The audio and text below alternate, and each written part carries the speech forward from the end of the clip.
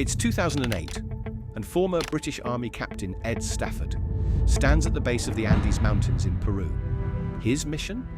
To do something that no one has ever dared to attempt: become the first person in history to walk the entire length of the Amazon River. To fully grasp Stafford's journey, we need a sense of the sheer scale. The Amazon basin, spanning across 9 countries, is roughly the size of the continental United States.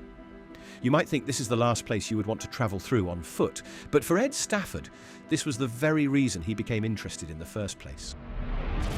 But as he traveled to his starting point, he had no idea that the challenge that lay before him would take 860 days, which is well over 2 years. The plan was simple. He would leave the Pacific coast of Peru, walk up and over the Andes Mountains to find the furthest source of the Amazon River, and then follow it, walking through Peru, Colombia, and all the way across Brazil until he reached the mouth of the Amazon River, where he would be celebrating on the beach, having just completed this unbelievable journey. And so, with his partner Luke Collier, they climb the Andes before plunging into the heart of the jungle, leaving behind the safety of civilization. The journey starts off well. The guys hack their way inch by inch through the dense Amazon rainforest, avoiding venomous snakes and Peru's lawless red zone. Their aim was to cover around 11 miles per day, but they soon realized that they struggled to even cover 4, and the reality of their immense challenge starts to set in.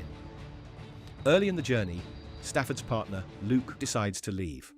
This leaves Stafford alone, forced to continue without any support.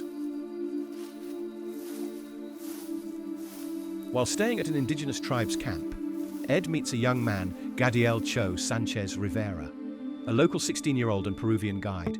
After initially hiring him for a short segment, Cho's knowledge of the jungle becomes crucial, and he decides to stay with Stafford as a friendship starts to grow.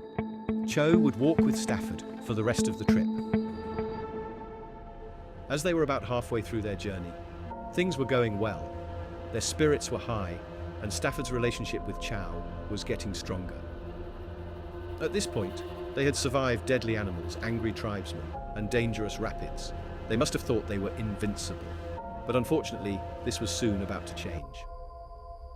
One day, while walking through the dense jungle, Stafford is bitten by a venomous snake.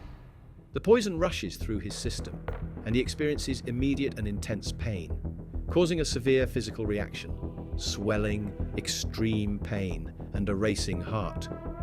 They knew that finding medical help was crucial, but equally challenging given where they were.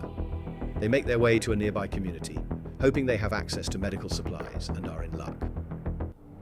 While recovering, the reality of failure hits Stafford hard. He is exhausted and certain that he can't continue. But then, something changes. As he starts to recover from his injury, Stafford realizes that this journey isn't just about setting a record, it's about keeping his promises to those who believed in him, his sponsors, Cho, and all the communities they've met along the way. He knows that despite everything he has gone through, he needs to carry on and complete this journey. The two decide to press on, hacking their way through every inch of the jungle. And finally, after 860 days, they reach civilization near the mouth of the Amazon. It was a moment of pure triumph, and the two friends walk down the final road as they approach the beach.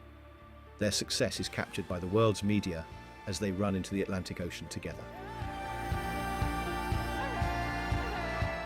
Despite enormous setbacks, Ed Stafford has become the first person to walk the entire length of the Amazon River, an unbelievable achievement that highlights the sheer power of persistence in the face of challenge.